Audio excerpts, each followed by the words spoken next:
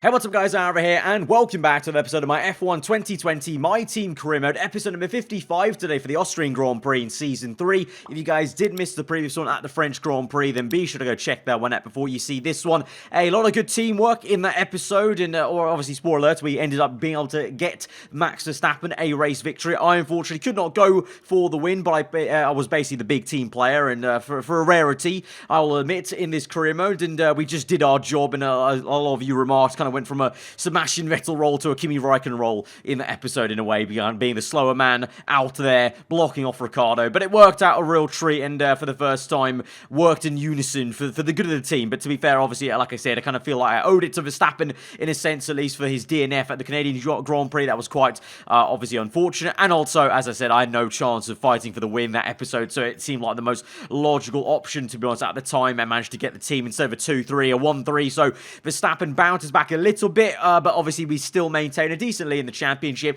Car-wise, upgrade-wise, our car is in a pretty decent shape, you know. It's still going to be the best car on paper. Chassis-wise, we're a little bit slower than Mercedes, apparently, but in the aero and engine side, we're still the #1 team. You can see we had to repurchase that ultimate upgrade on the durability, and we could still do some more technical upgrades right now, but we're going to wait a little bit because the Spec 3 upgrades we've got on the durability HQ has still not come in, and I'd rather spend my money and resource points rather on some other durability upgrades rather than the ones we have available. Of course, the other ones don't get unlocked until we get Spec level 3, but there's not too much time between the last Grand Prix and Austria. You can see only 2 days to do activities, so we have to wait until next episode for those HQ upgrades to come in and for us to unlock the rest of the tree. So we're going to move straight on into the race weekend, and as I said, no real need to do some upgrades right now. And also at this early stage of the season, I'm already wary of saving up R&D points because we didn't get an R&D regulation change from Season 2 to 3, so I would say there surely has to be one from Season 3 to 4, and it might be quite a big one, and if it is,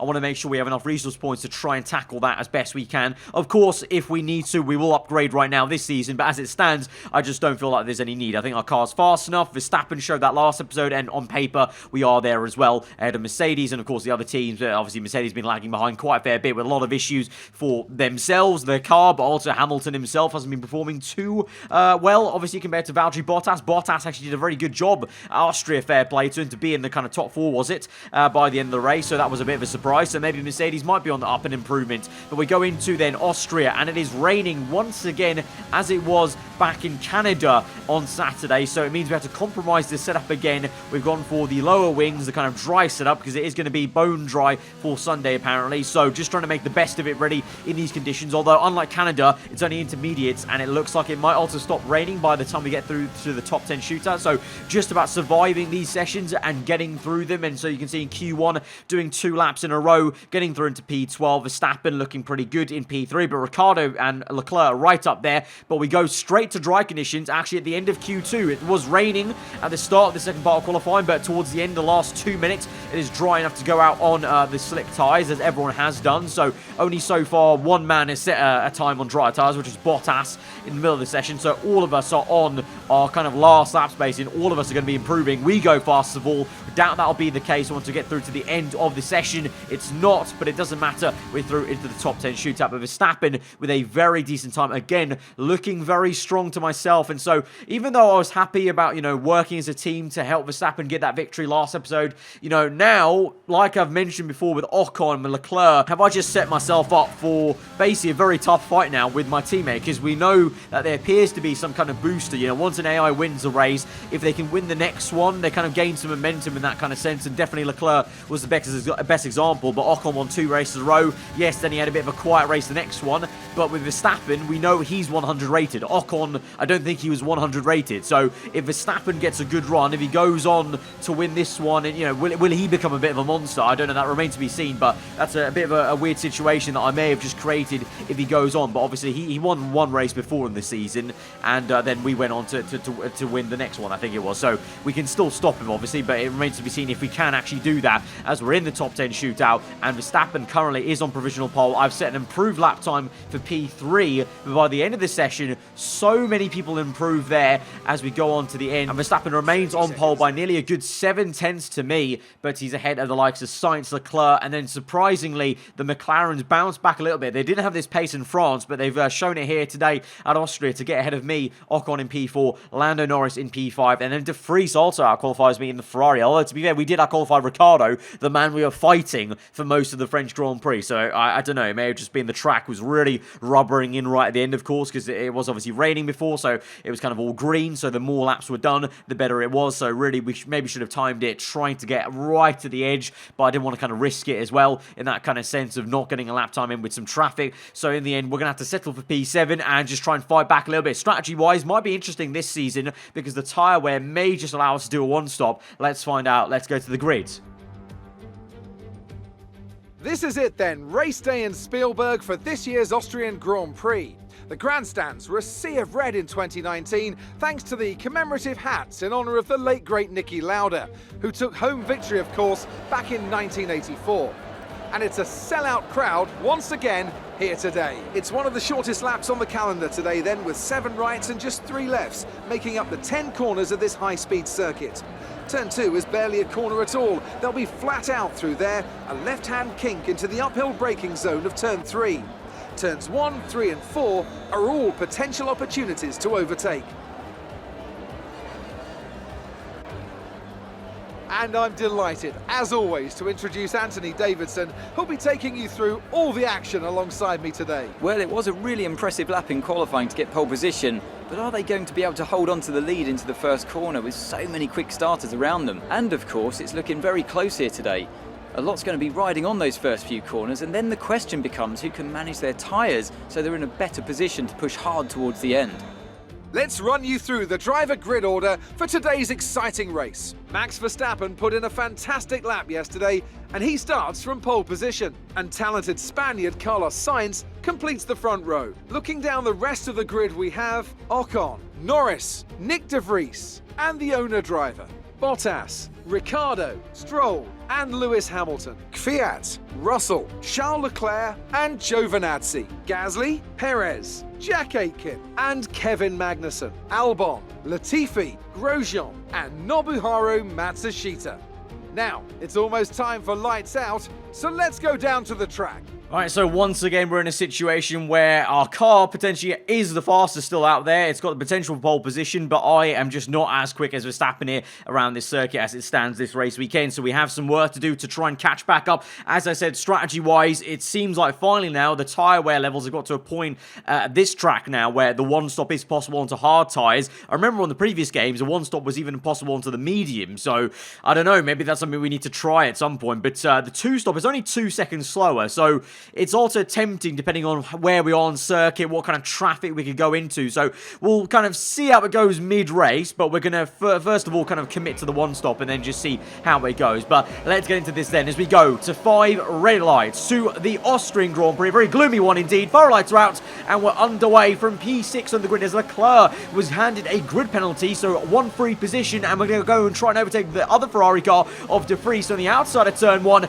Easy does it there. De Vries doesn't put up much of a fight. Of course, he did pretty well to out-qualify us, but he's not got the same sort of racecraft and kind of awareness, I suspect, as obviously the other AI drivers around us. We now try and dive bomb Lando Norris. They're caught unawares a little bit behind Carlos Sainz at the moment. It's still Verstappen that leads the way. Ocon in second, Sainz third. We're now wheel-to-wheel to drag race now down this back straight towards the downhill section of the second sector with Lando Norris on the left-hand side on the curb, not wanting to get onto the curb too much though, getting flashbacks from last season, but this fight still goes on with the McLaren driver on the outside. We're still neck and neck. We're jockeying for position. We almost go completely off circuit there as Lando hardly gives me any space to work with on the left-hand side. Bit of contact made again, very close to the grass. We've also got De Vries right up behind us in the Ferrari car. Could it become a 3-way fight? We're still going at it, and we're still wheel to wheel down the crest into the second last corner now as well. We've pretty much been side by side for 2/3 of this entire lap number 1. We've lost so much time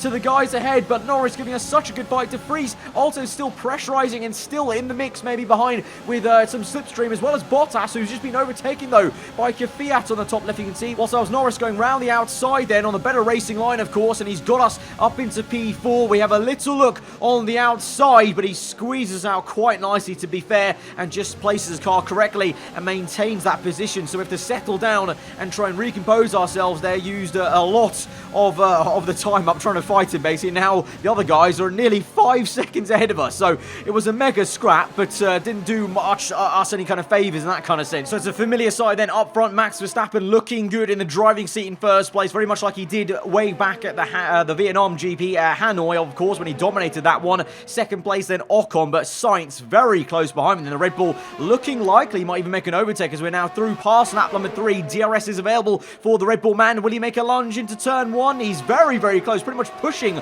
the Frenchman through the corner, but doesn't go for the move quite yet. So the Spaniard biding his time a little bit, but Verstappen is pulling away and having a very comfortable gap in first place. So I suspect these guys will be the guys just fighting for P2 and 3. I think Verstappen already has maybe booked this one in, unless he tries maybe a two-stop and gets caught up in the traffic. That may happen, because there's, you know, the strategy screen had 2 different possibilities of the 1 or the 2, and we know from, well, Canada, we know from France, we know from a few Grand Prix in the past where even my teammate, let alone the other AI teams around us, sometimes they've chosen the kind of incorrect strategy, the slower way to go around, you know, the one that has the traffic, which can sometimes be very difficult for them to get through. But anyway, meanwhile for us then, we're still, I think, sticking to the 1 stop, but right now trying to just get past Norris here. A little bit wide though, bit of understeer on the curb there. Oh no, we've lost the back end on the exit curb. That was such a weird snap. That was such an odd place to lose the back end. Thankfully, we double locked up and just about somehow to manage to avoid the wall there. Very smooth bit of correction driving to stop that rearing in and smashing the front wing, or even worse, the front right tyre off. But now the tyres a little bit cooked then. You can see the 2 left tyres absolutely yellow on the inside there. They cool down now, but Gasly is able to overtake us then. The Alpha Tauri, we're down to P11. We go for the switchback move on the Frenchman, textbook one, really, to get back up into P10. But now we've lost 5 positions then in this Grand Prix. Like I said, could have been a lot worse. We could have had damage to the front wing and having to do a whole lap then with some damage, or even worse, like I said, with a tyre off. But that was such an odd place to lose it. We had a bit of understeer because we hit the curb on the inside of the last corner. Went a little bit wide, which I've done plenty of times before, but I guess just a certain angle, I got on the power just at the wrong time, and it just snapped out. But I've been over those curbs so many times and gone wide, you know, on pushing laps and whatnot, you know, pushing flat out. We did that a lot in Season 1. We really took liberties with the track in Season 1 to try and get, what was that, points finish, I think it was, or just a very high place here way back in that episode. But that was just a very, very odd, violent snap that caught me complete shock, really. Obviously, we had the spin here last season at the place coming in the corner coming up at the end of this straight, but that was kind of, you know, I could maybe see that coming a little bit because we were on the curb trying to accelerate on it, whereas that one is such a flat curb normally. I don't usually ever find that one much of an issue. Like, it's not one that I'm ever scared of kind of going over, or if you get me. So yeah, a very, very odd one. Again, continuing the kind of trend of just some high profile errors here, and the car just feeling very on edge and snappy, and the faster it gets, the more on edge it gets. But I guess very much like real life, that's where Max Verstappen loves to be in an F1 car, because he's out there doing the job in first place. And like time and time again, we've seen in real life that Red Bull in real life is very snappy, but on his day, Verstappen can just drive the wheels off that thing. Whereas for me right now, having to recover those 5 positions, I think we can by the end of the Grand Prix, but it's going to be frustrating to kind of say that basically we're going to be fighting this entire race now, getting back into what was P5 behind Lando Norris, and I don't know if we can do anything more than that, to be honest. We'll have to see the pace of Sainz and Ocon, and also what the strategies might be for everyone. But right now, at the moment, trying to make a dive on Ricciardo. We had a look on the previous lap, but Ricciardo himself tried to dive on Bottas previously, so this time taking a leaf out of Ricciardo's book, going for the dive on the inside. Meanwhile, Verstappen has already pitted in this Grand Prix, and he's right behind us, so he has gone for the 2-stop. So that's either going to be a very silly decision by my teammates, or that's just how much pace Verstappen has in the car that he feels like he can make a 2-stop work versus all of us now. Lap 13, we're definitely going for a 1-stop, and lap 13 is even longer than the strategy suggested, so I think we are all going to be trying that very bold one-stop of soft tyres to mediums, you know, so that's going to be quite bonkers to see if that works out for us as we now go around the outside. They're tiptoeing around the outside of Bottas. He tries to give us a good old squeeze, but we have enough grip there, thankfully, on these tyres still on lap 13, to be fair, and we're able to make a pretty damn nice overtake, actually, up into P7 now, so only 2 places off now,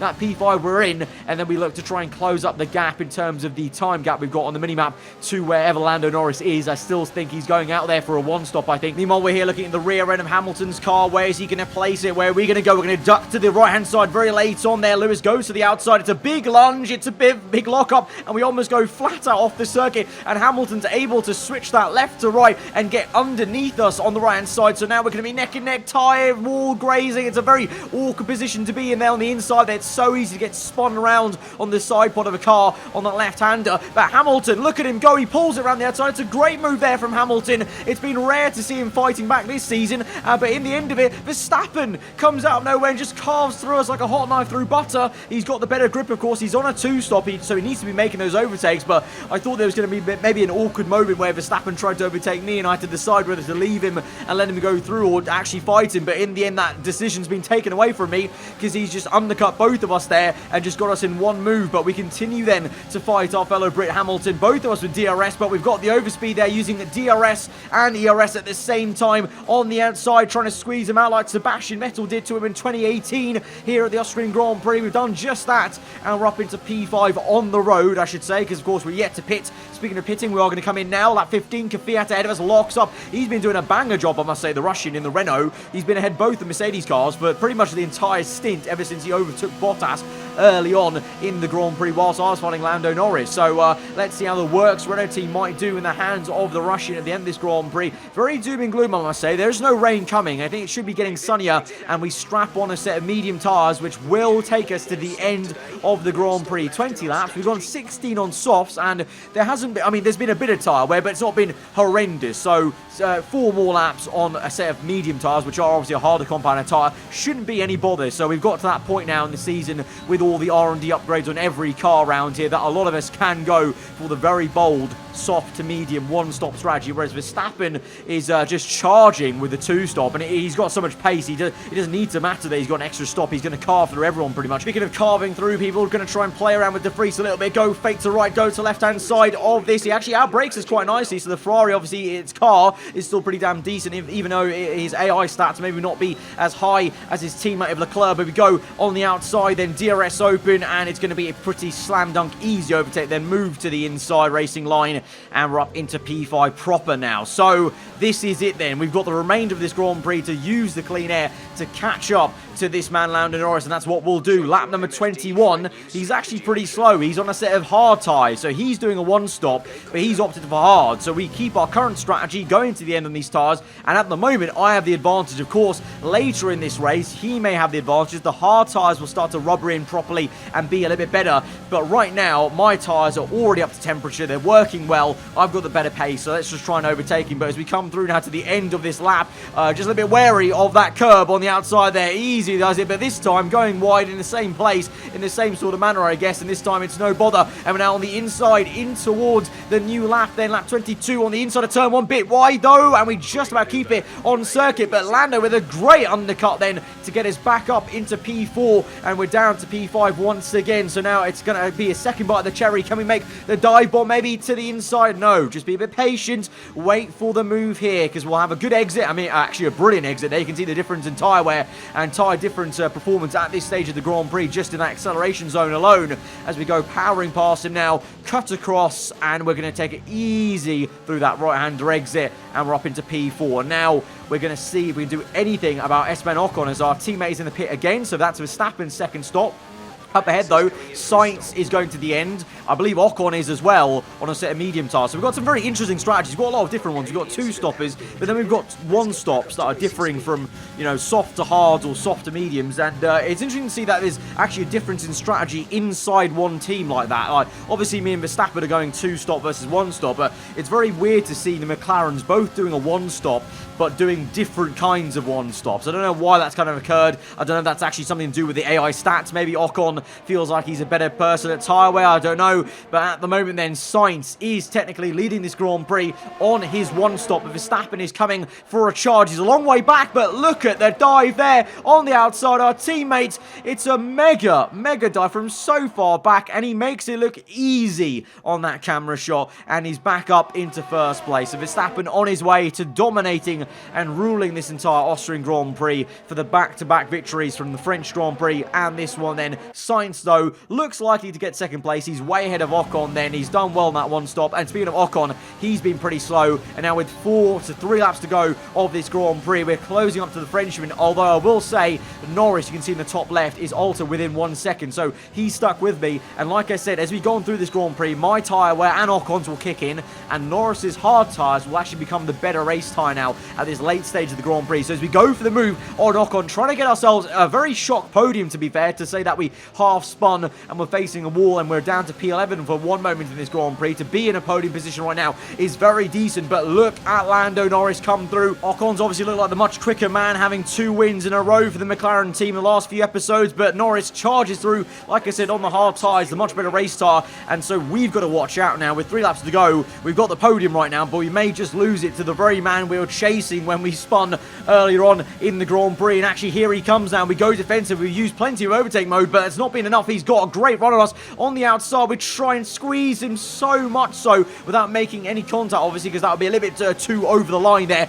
But look at the exit speed for him. The tyre grips there on the rear end. Even though we use plenty of ERS to try and keep up with him, we just can't. I try a little half-hearted dive, a little love tap there, but I think that may just be the end of that. He's got the better tyre grip now. It's funny. It's a patient game when it comes to hard tyres. We saw that last season at places like Italy, Brazil. It is just a patience game of eventually the hard tyre will be better than the mediums or the softs once that tyre wear kicks in, which it did for us here at the end of this Grand Prix. So in the end, Verstappen then dominant victory at Austria. Sainz with a decent P2, and Norris gets a podium then third place. You can see myself struggling for tyre wear grip right at the end there, but we come home in P4, which is pretty great. I mean, to be fair, considering the race we had, you know, half spun, recovering from P11, I'll take that, but what could it have been? I don't know. What could it have been? I really actually doubt I could have maybe got up into P2 and even fought Sainz, because he was really quick. So maybe that's really kind of the best we're aiming for this entire race. A fantastic team effort to secure victory here in the Styrian Alps. Anthony, tell me, what was it that helped them achieve this success? I think that smart tyre management on track and very smooth driving definitely assisted in their victory today. That combination meant they got the absolute maximum out of their tyres at all times. The faces on our top 3 look so incredibly happy as they make their way up to the podium. A much-deserved victory and a brilliant performance from them all.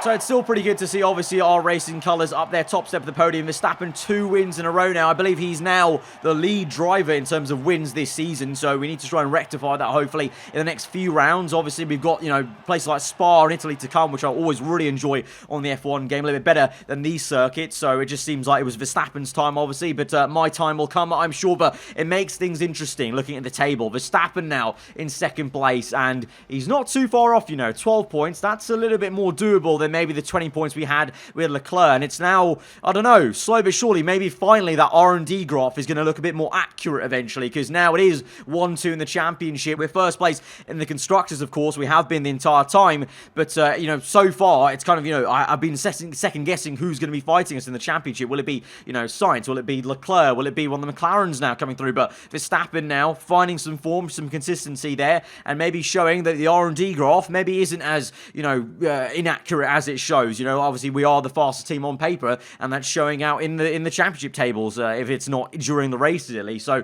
we'll see. Obviously, we're only about halfway through this season, so there's still plenty of it to go. But guys, if you did enjoy that one, then be sure to hit that like button. Let me know what you thought in the comments below. If you are new around here, then do get subscribed for weekly Formula 1 content. I've been aarava. I'll see you guys next time. Goodbye.